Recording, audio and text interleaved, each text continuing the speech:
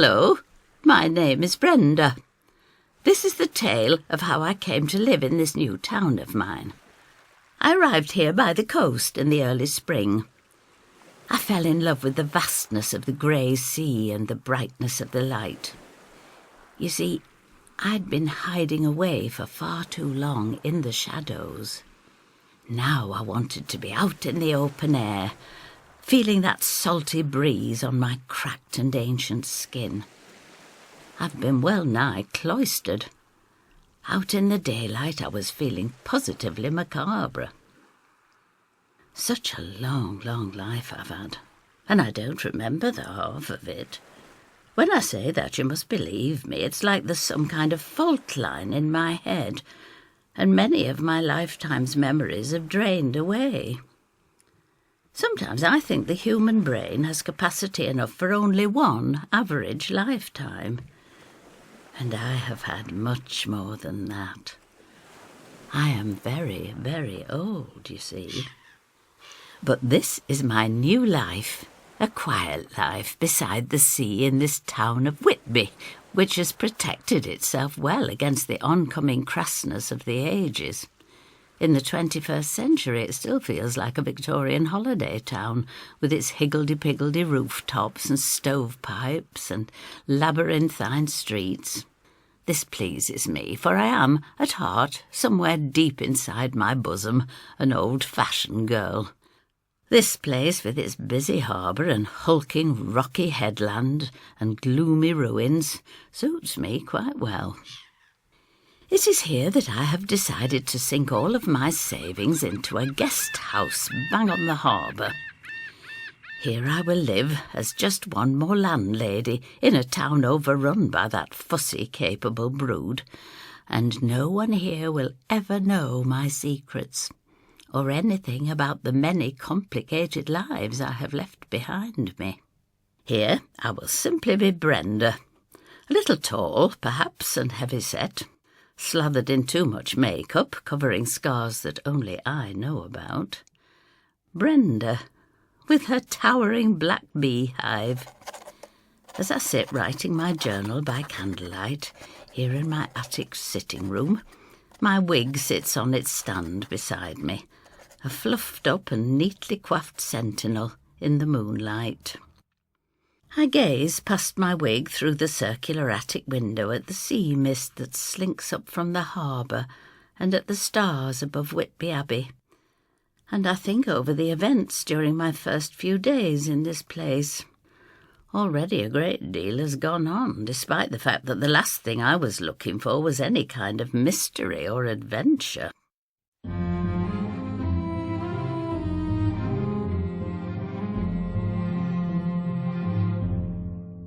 I suppose you might say it all kicks off when I meet the woman from next door, the very day after I take possession of my B&B.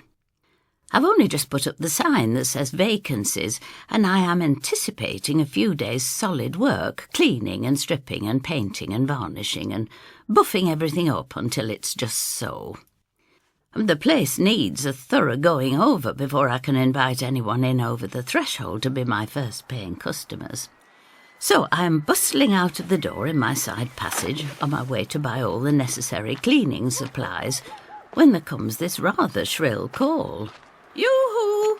it goes, and I turn round to see a skinny, oldish woman with her hair in a bun and a sucked lemon face.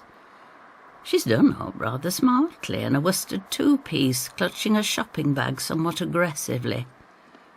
She glares at me, asking, "You're the new lady, aren't you?" I have to admit that yes, I am the new owner of this particular B&B.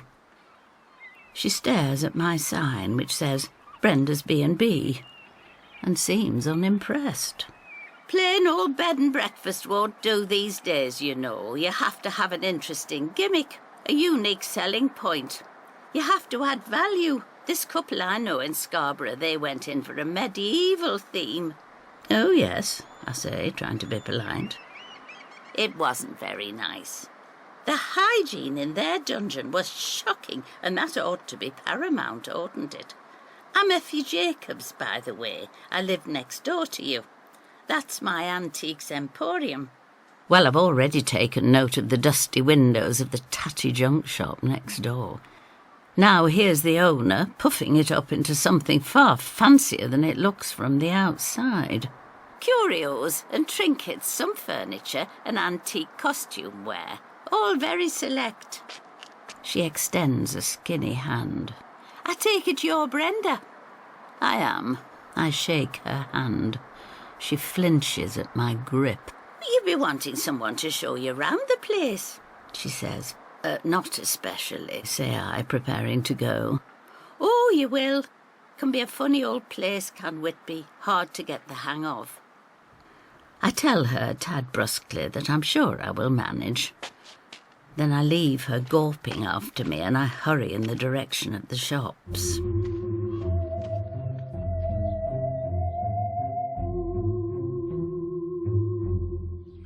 So I'm setting about my cleaning regime, making my guest house spick and span.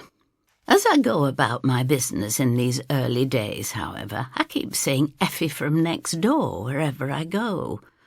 I'll be carrying my shopping bags home and she'll come dashing up. I'll be supping a restorative cuppa in a little cafe and she'll come hurtling in, trying to engage me in idle conversation. And then one day we arrive at our front doors simultaneously.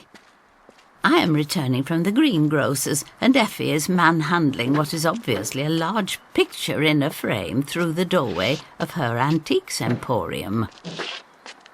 She notices me pausing to watch and she calls out, "You couldn't lend a hand, could you, Brenda? I've carried this thing across town and I'm out of puff. You've got the muscles for it more than I have." I don't say anything. I simply put my bags down beside my front door and go to help the gawky old mare. I do most of the work, getting the thing through the door and into the cavernous, cluttered shop. The frame is surprisingly heavy and I wonder how she even got it this far. "It's from the auction rooms across the other side of the harbour," she explains. "Soon as I saw this, I knew I had to have it. Here, pop it on the floor. Marvellous, Brenda. You're as strong as an ox, aren't you, ducky? Come on through to the kitchen and I'll make you a frothy coffee." Next thing I know, I'm on a stool beside a breakfast bar stacked with dirty crockery and littered with burned bits of toast. Effie is telling me all about her latest acquisition. You know sometimes when a piece just cries out to you and you simply have to have it. Oh, not only pictures, ornaments, gewgaws, and objet d'art of all kinds. I often hear them crying out to me and wanting me to take them home. I'm quite loath to part company, and that's why this place is overstocked. It certainly is. I've never been in such a cramped and uncomfortable shop. I count myself lucky at my relatively unencumbered life. I have very few wants and hardly any clutter to hold me down. Just a few treasured mementos that I've kept down the years. Nothing like this almighty treasure trove of Effie's. I'm assuming it is treasure, mind. It might simply be a load of old tat. Next thing, Effie is passing me a mug of instant coffee with powdered milk and beckoning me to watch as she ceremonially strips the brown paper off her painting. I stand back to admire the masterpiece as she reveals it. It takes a few moments to make sense to me, and when it does, I'm not sure whether I like it at all. It's a gloomy midnight scene, all swirling purples and greens. Silhouetted in the creamy moonlight is a man atop a giant stallion. There's a scantily clad lady looking distraught and clutching his shoulders. The foreground is worse. There's a creepy-faced child in a nightgown. A single tear rolls down its cheek. A malicious-looking cat stares out from behind the child's rickety legs. All in all, the painting is, I think, a monstrosity. I wouldn't give it house room, lest it give me nightmares. However, there's no accounting for taste. Effie is beaming at this sepulchral travesty and saying to me, Oh, isn't it a marvel, Brenda? Now, would you mind helping me lug it upstairs to my sitting room? By the time Effie's painting is up, I'm worn ragged and regretting stopping in the street to talk to her. Every limb is shaking with overexertion, and my poor old heart is banging like billy-o. I make my excuses and go back to my home, where my groceries are still waiting in the side passage for me. I pass the evening quietly, alone, listening to the wireless and having a glass or two of sherry. Well, here I am, and my B&B is almost ready for business. I've a phone line, and I'm having some little cards printed up. I've taken out a modest advert in the local paper, The Willing Spirit, and now I'm ready for the hordes to descend. I have just 4 rooms, all en suite, and each of them furnished plainly but immaculately. There are 3 further bedrooms, still unfinished and ready to convert at a later date. Already I feel like the queen of an almighty empire. I fall asleep in my sumptuous attic room, feeling very pleased with myself, though I have rather troubled dreams concerning handsome men astride stallions. Plus I find myself haunted by that whey-faced child and its raggedly-looking cat. Actually, I can even hear something like a cat's plaintive mewing. A horrible racket like fraying strings on an ancient violin. I awake cursing my next-door neighbour and her painting as the source of my horrid dreams, and I lie awake muzzily, realising that I can still hear that screechy music in the night. It is coming from above me, I'm sure. My bedroom is at the very top of my building. There isn't even storage space between me and the dark sky. Just a skylight and hundreds of slate tiles. But still, I can hear that shrill song. Now it even sounds as if it's taunting me. La, la, la, la, la. It is accompanied by little footfalls. I imagine velvety footpads dancing on the cold slate and lead. The occasional scratching of sharp claws. Am I going out of my mind? Next thing I know, I'm standing on the blanket box, shoving open the skylight and poking my head and shoulders out into the night. It is the very early hours, and for a moment as I perch there looking at all the rooftops, I can hear nothing at all. I'm relieved and ready to dismiss the noise as just the dregs of my dream. But then it comes again. That high, haunting noise. In that same moment, I see who is singing and tip-tapping on my rooftop. It is a cat, more or less like the one in my dream. It is padding expertly over the apex of my roof on its hind legs and gazing at me speculatively. The queerest thing of all about this cat is that it is glowing. This isn't some trick of the moonlight. The cat is glowing like it has gone radioactive. It's like a will-o'-the-wisp, blinking its green eyes at me, and they are like fog lamps beaming at me as it brings its song to a ghastly climax. Then it gives a nimble hop, skip and a jump, and it is gone, scumpering off down the drain pipes and fire escapes to who knows where. I clamber awkwardly back into my bedroom and shut the skylight firmly behind me. I don't want that tone-deaf beastie landing on me claws first during what remains of the night. I lie awake, mulling it over. Of course, in my long life I have had far worse supernatural visitations. This one has unnerved me, not because I'm not used to such things, but because I thought I'd seen the last of such mysterious netherworld creatures. Well, hard cheese, Brenda. Now you're being haunted by a singing cat.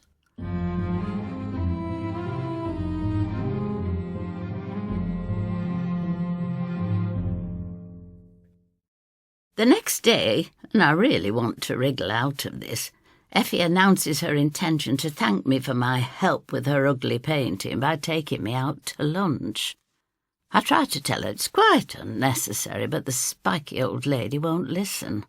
I don't want to hurt her feelings, so I go with her to Cod Almighty, a fish and chip restaurant on the other side of the harbour in the older part of the town. Actually, I'm rather partial to battered cod. Effie is scandalised to hear I haven't yet indulged myself in one of the town's most famous specialities. She announces to all the waitresses that I am a fish supper virgin. It is all, I must admit, sizzlingly delectable. The fish itself is melt in your mouth good. We follow it down with Effie's suggestion of a creme de menthe Knickerbocker glory each. It's while I'm spooning up acid green ice cream that I tell her about last night's spooky visitation. Somehow I can't help letting the luminous cat out of the bag. I didn't reckon on such a dramatic reaction. A spoon clinks down on the melamine table and she stares at me. "Oh, the crispy cat!" gasps Effie. She's turned white as the flaky cod. You what? I ask. "It's a legend in these parts," she says. "A ghostly moggy that patrols the rooftops and alleyways of Whitby by night."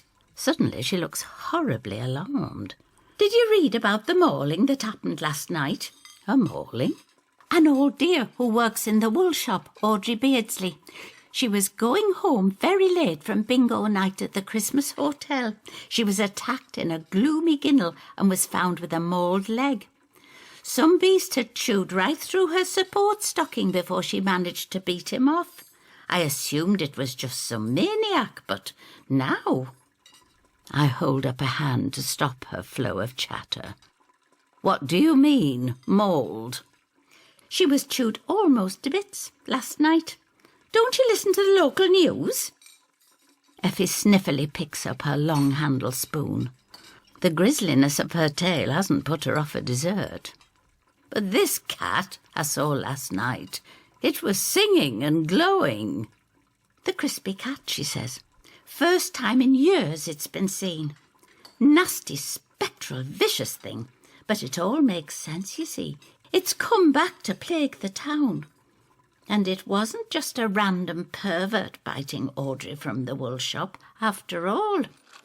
Effie pays up and asks if I'd like to take a stroll through the old town. We can go as far as the 199 steps that lead up to the church and the abbey at the top of the town, if we like, in order to walk off our calorific excesses. If I feel up to it, we could have a look at the view from St Mary's churchyard. Well, that's a vista I haven't experienced yet, and so I agree readily, quite determined to make it up the winding stone steps less out of puff than my shrewish companion. Soon we're at the top and both short of breath. The view of the harbour is well worth it, however. We sit on a bench between the slanting gravestones, and Effie points out various landmarks, such as the hotels on the western cliff, and the location of our very own street near the harbour front. I can even see my own roof and attic skylight, from which I watched that singing cat. Then Effie is saying, "I couldn't tell you the full legend while we were still ensconced on our banquette. I had to get us away from Cod Almighty before I could tell you the tale of the crispy cat." "Oh, yes," I say, wondering how much I could ever believe of this gossiping Beesam's stories. "It's over 80 years ago, but back then there were only 2 fish shops in Whitby, and they were deadly rivals, vying for supremacy. Cod Almighty, and its opposite number across the bay, Assault and Battery. Now, things escalated nastily one long hot summer. There were dirty tricks played on both sides in the war of the fish suppers. They were both owned at the time by unscrupulous ne'er-do-wells, both, thank goodness, long gone. And what they used to do, you see, Brenda, is to try to sabotage each other's business.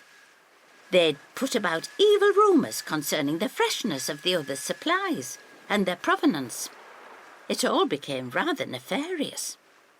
And now I come to the worst part of the story, says Effie. Legend has it that the owner of Cod Almighty paid some heavies to march into a Salton battery one evening during its busiest time. They barged to the front of the takeaway queue and took a dead cat out of a bin bag.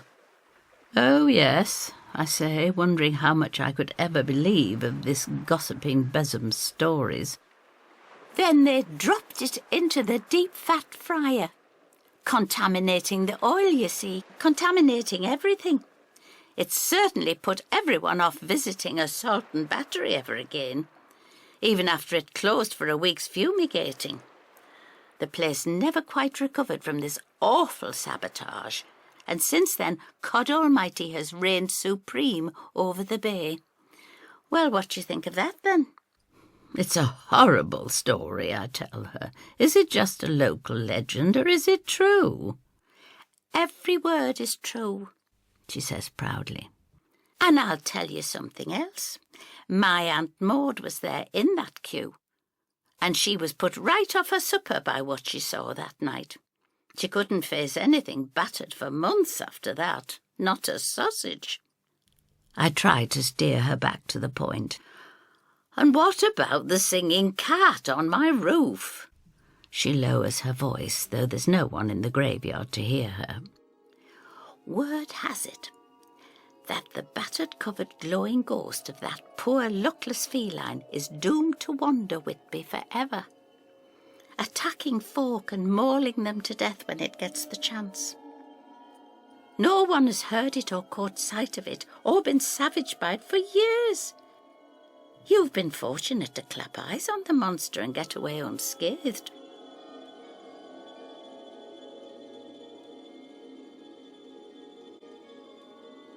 That night, the glowing cat appears to me again.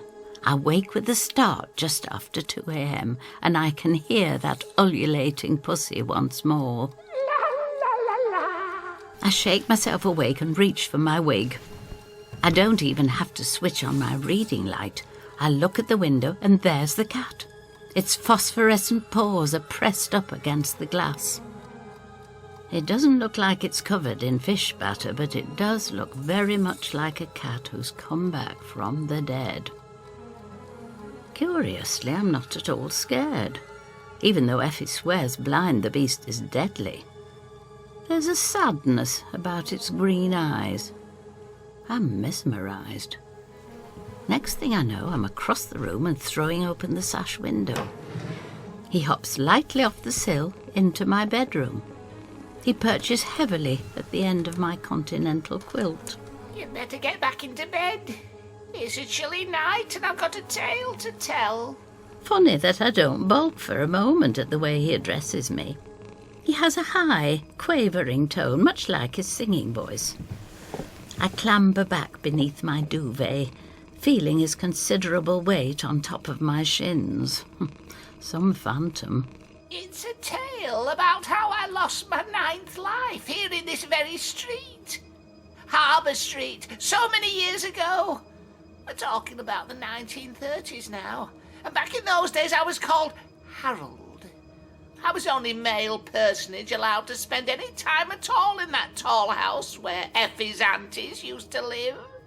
Oh, you belonged to Effie's family? A witchy brood. A wicked gaggle of female cousins. The eldest Maud with her rock-hard bosom and her twitchy fingers. And the beautiful Natasha, clever Eliza, brave Beryl, and the youngest and most beguiling, Angela. Were they really witches? Well, I was their familiar. Oh, yes, I saw everything that went on behind the respectable facade of their herbalist and greengrocer's shop. I saw their rituals and potion brewing and the setting of their hexes. I saw them dance naked at midnight around the ruins of the abbey. They said they were warding off nasty spirits and the Nazis, but I reckon they were doing it for kicks. They were naughty girls. I see. Why are you telling me all of this, Harold? I have come back to this decrepit town because I've been sent on a mission. It's all to do with Effie, your new best friend. Oh, now, she's not my best friend. I hardly know the woman, and I must confess I find her abrasive and peculiar. Maybe dangerous, too, I think, if she really does come from a line of Whitby witches. It's all this supernatural gubbins that I'm trying to avoid these days. Just remember that, Brenda. Nevertheless, I'm a long-lived and clever old cat, and I can see a little way into the future. I can see into the reasons for things, and I happen to know that you and Effie are going to be very important figures in each other's lives. Why? I would say that is destined to be. I pull a face and let this pass. Since I don't want to sit up all night with a flaming cat, I tell him to go on with his story. As I said, Angela was the youngest and most beguiling witch in that house. She had all this scarlet hair and emerald eyes. No wonder she attracted the attention of the dark demon lord when he came riding by one day across the cliff tops on his stallion. Hold it, demon lord? That is how he styled himself. What can I say? He claimed very earnestly to come from the land of fairy in the far north. He was the Earl King. Goodness. He came riding up to the sisters and he cut a very impressive figure indeed. His eyes and those of his mount blazed a hungry scarlet. And the witchy sisters were dressed in their raggiest garments, carrying panniers of herbs and wild flowers they'd spent the day gathering in the meadows above Robin Hood's Bay. They were stopped in their tracks by this demon rider, and he peered into each of their faces. He decided Angela was the one he wanted. Oh, just like that? Like he was shopping or picking flowers and herbs for himself? So it goes for Demon Kings. He was known far and wide for simply making off with those young'uns who caught his eye. The Earl King, eh? I wonder. I have heard of this mythical figure, of course, but why on earth would he come looking for possible romantic interest in an obscure seaside town such as this? Does Harold the Luminous Cat truly expect me to believe his tale?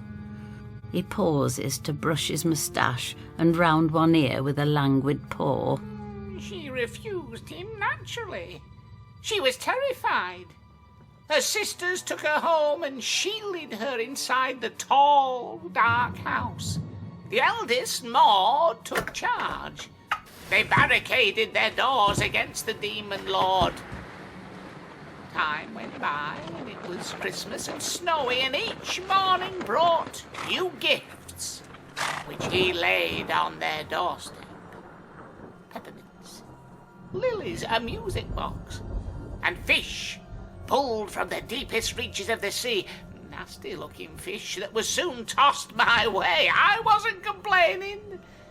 He even brought her a walking, talking, mechanical doll dressed in ermine and called Mrs. Claus.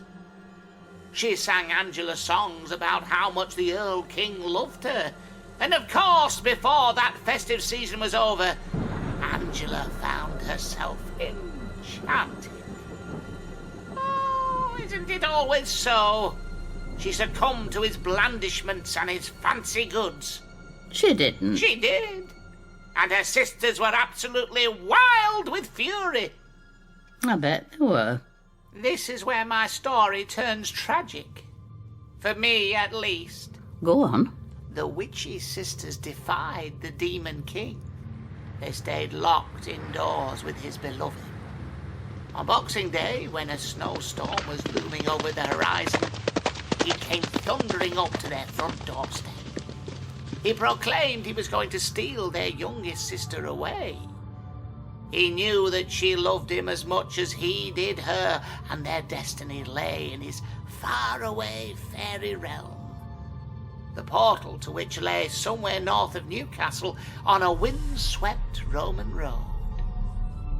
Maud and the others all stood firm. He will not take her over their dead bodies. But then, something odd. The witches held their breath, horrified, as Angela went to him pliantly, wearing an ermine cloak that had arrived as that morning's present, an exact copy of the cloak worn by the living doll. She clutched to her all the gifts he had given her, almost too many to hold. There was nothing her sisters could do as they watched Angela being swept up into the saddle with that bad man. And here comes the tragic part, Brenda. I could see my favourite of those sisters being taken away, and all I could think was that there'd be no more fishy tributes from deep beneath the sea. And so I found myself springing and hissing at my own game. I shot through the air, making a hullabaloo. Just as he was about to turn and gallop away, he fetched out his great flaming sword and he ran me through. Right there and then at the front of our house. The witches froze with shock. On that instant I lost my 9th life, sliding off his hot sword like melting butter onto the cold cobbles. The blizzard was just beginning as he spurred his stallion and they thundered away up the hill of Harbour Street and out of town. There I lay, curled up quite still and glowing slightly from his fiery blade. And this is how, all that time ago, I became a ghostly puss. He goes quiet at this point, mulling over his final demise. I'm not quite sure what to say. In my previous meetings with supernatural beings, I've found it best to keep mum and let them tell you things at their own pace. Otherwise, if you get peremptory, you can scare them off, or they can get the hump. At last, I ask, you said you have a mission, Harold. I do, and you can help me, Brenda. Now that you're here in Whitby, you can help me. You will, won't you? You'll do what you can to help me. Tell me first what it is you want me to do. Suddenly, he's full of energy and glowing even brighter. For a moment, I'm scared he's going to set light to my new sheets. You will know what to do when the right moment comes. I'm sure you will know exactly what to do. Good Brenda, clever Brenda, lovely Brenda. And then he's bounding towards the window again. Wait, what about the rival fish shops and the vat of hot oil? Where does that fit into your story? For a moment he pauses. I don't know what you're talking about. But you're the crispy cat, aren't you? The feline scourge of Whitby's back alleys, mauler of old ladies? I am nothing of the sort. Who told you this? He whirls about haughtily, and then he's gone. Out of the window and down the fire escape, I can hear his light scamper as it fades across the rooftops, and then I can hear a snatch of his ludicrous song. And before I return to sleep, I believe I hear his voice floating back into my attic. A new life, Brenda. I've been promised the chance to live again as a real cat of flesh and blood and fur. If only I can succeed in this little mission of mine.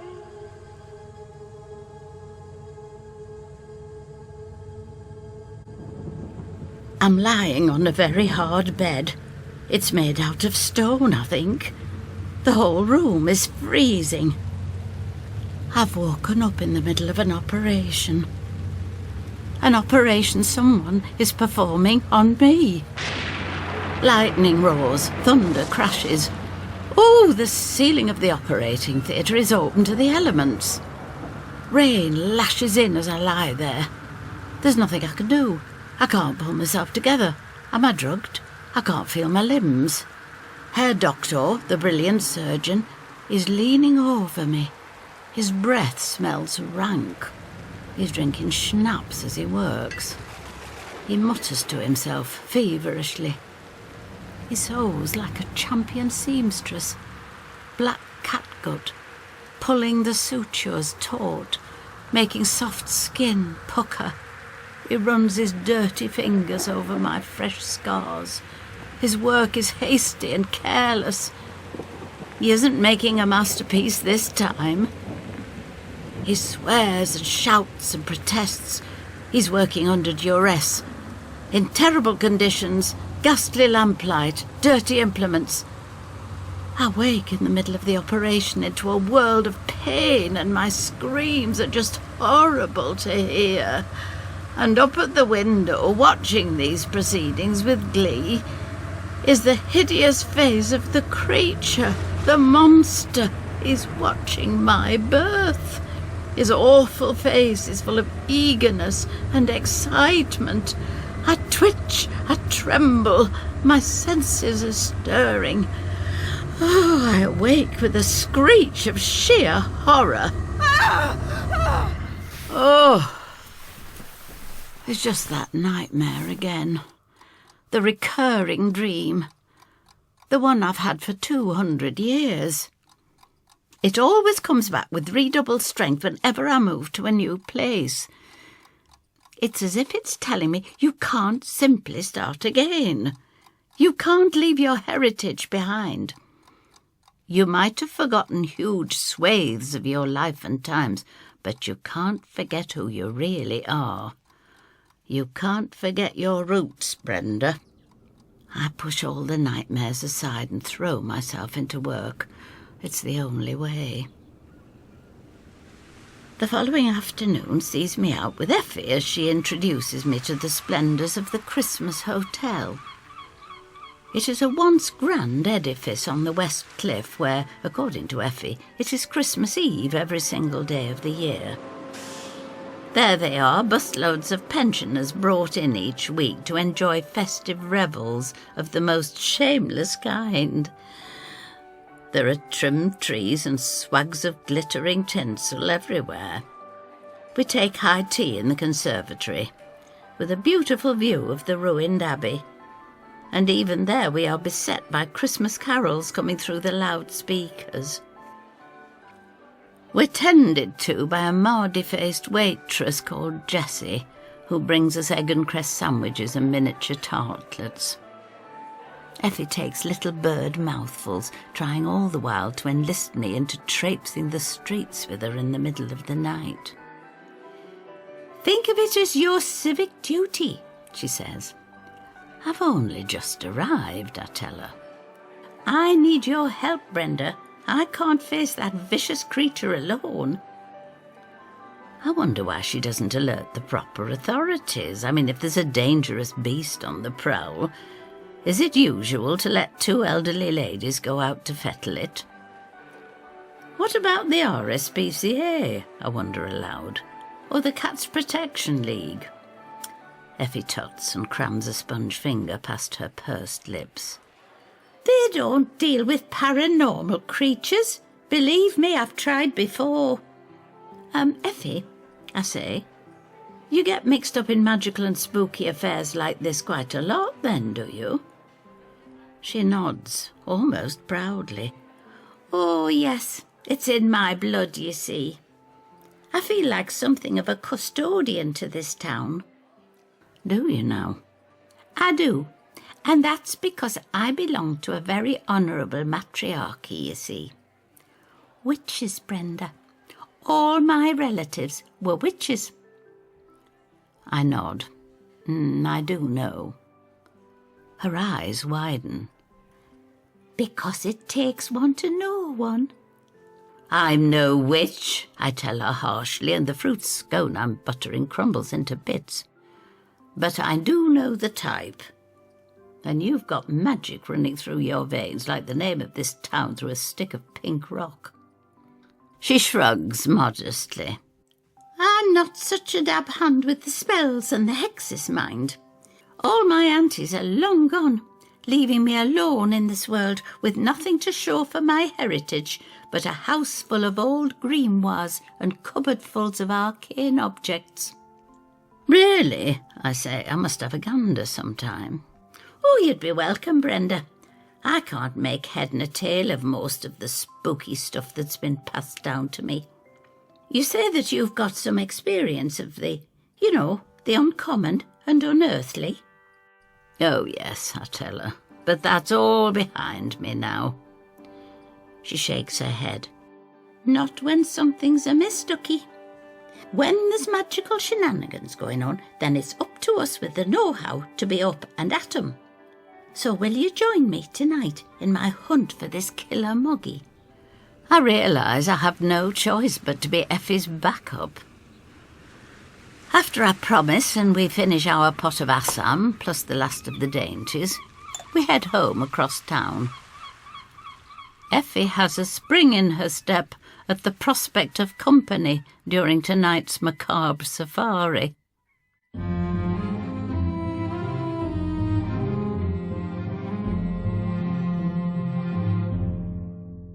I dress in an old fisherman's gansy, a fleecy anorak, a heavy scarf and stout shoes. I draw the line at pulling a balaclava over my newly set wig, however.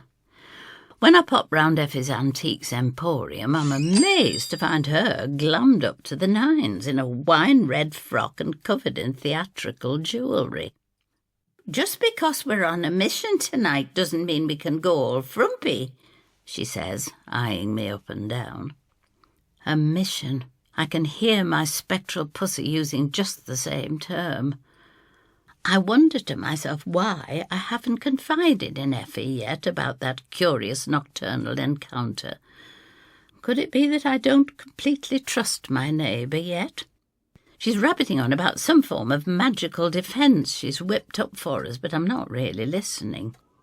We're in a sitting room at this point, and my whole attention is caught up by the monstrous painting I helped to put up on a wall. It has changed. Now, don't think me crackers, that's what I think at first too. That perhaps something in the sea air has turned me doolally, or maybe the cream in my sticky buns this afternoon was on the turn. Yet I must conclude the picture is quite altered. It's even darker and more sepulchral. The man on the stallion is riding off into the far distance and can hardly be seen. I peer closer to make him out. In the foreground, the cat has completely disappeared, and the creepy child is sitting down, looking even more miserable now, wearing an even dowdier frock. Her lank hair is longer, and I realise the child has aged a little. I cry out, startling Effie. "Whatever's the matter with you?" "Look!" I gasp. "Can't you see?" I stand aghast before the painting, quite sure that she will see at once what is amiss. But Effie simply stares at me, at the picture, then at me again. It's obvious she doesn't have a clue what I'm on about. "You've had a schooner or two of sherry before coming out tonight, Brenda. Dutch courage, eh?" I can't believe what I'm hearing. "Your bloomin' painting is possessed. It's different." She creeps closer to the blistered surface of the paint, thrusting her beaky old nose right in there. "It's in exactly the same condition as it was when I won it earlier this week at Danby's auction houses. I swear to you." She looked so sane and convinced I just have to give in. It's me who's cracked, I'm thinking. I'm the one, after all, with the troublesome gaps in my recollections. Effie starts showing me little magic efforts she's made this afternoon following our discussion in the conservatory of the Christmas Hotel. "You made me feel I should make more of my latent gift for enchantment," she tells me, and then brings out, with great ceremony, an old plastic tea tray. On it lie the curled-up corpses of 5 mice. They are desiccated, she says, because she found them underneath her boiler. She stuffed them with magic spell stuff, cobwebs and glitter, dried scabs and herbs, and she hexed them until she was blue in the face.